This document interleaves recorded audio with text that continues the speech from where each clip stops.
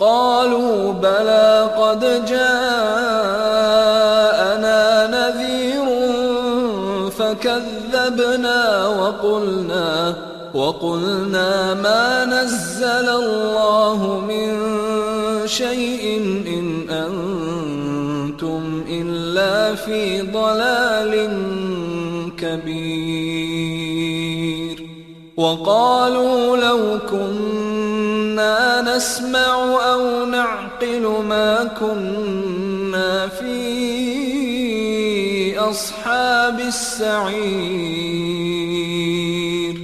فاعترفوا بذنبهم فسحقا لأصحاب السعير. إن الذين يخشون ربهم بالغيب لهم مغفرة